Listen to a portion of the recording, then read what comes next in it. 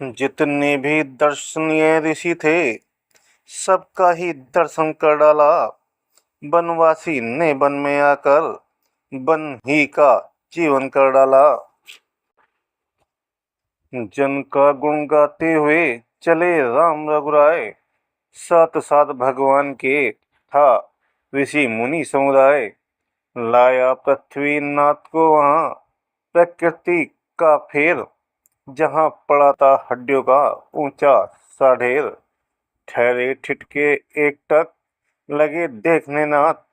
फिर पूछा ऋषिवंत से था जो उनके साथ। हे पूज्यवरो ऋषियों मुनियों, हड्डी का कैसा ढेर यहाँ।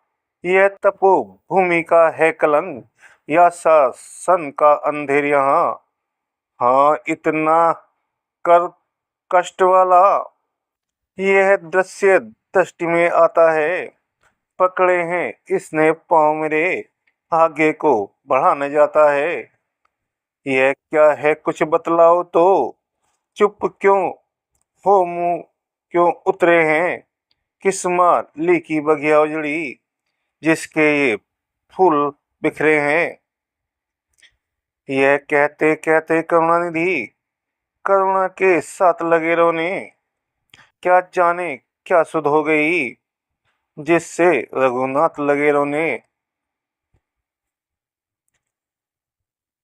हमको बेनप की प्रजाजन असुरों ने बहुत सताया है। कितने ही ऋषि मुनियों को इन नरभक्षों ने खाया है। जो भोजन बने राक्षसों के, उनकी हड्डियां पड़ी हैं ये। पत्ते तो वे शिशु चबा गए, सूखी टहनियां पड़ी हैं ये। चुपचाप बाट में है उसकी, जो अन्यायी से बदला ले। पर मिला न ऐसा वीर कोई, जो ब्योरा अगला पिछला ले। ये फूल जिस बगिया के हैं, वह माली शायद सोता है। उसकी ही लापरवाही से अन्याय बाग में होता है। करुण कहानी पड़ी जब करुणा निधि के कान। क्यों आए हैं जगत में, आया इसका ध्यान।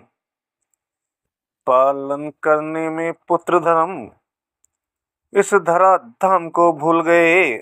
अवतार लिया जिसके कारण, उस बड़े काम को भूल गए। पर नहीं प्रकृति कब छोड़ेगी, उसने यूं याद दिला ही दी। भूतल पर भूतल के पति को निंद्रा इस भांति छुड़ा ही दी। गो ब्राह्मण रक्षक गरज उठे, ऋषि मुनि दल सुने प्रतिज्ञा है। पाताल सुने भूलोक सुने, नवमंडल सुने प्रतिज्ञा है। मैं हाथ उठाकर कहता हूँ, अब से है यही काम मेरा। पृथ्वी को निश्चलहीन करूं, जब दशरथ सुमन नाम मेरा।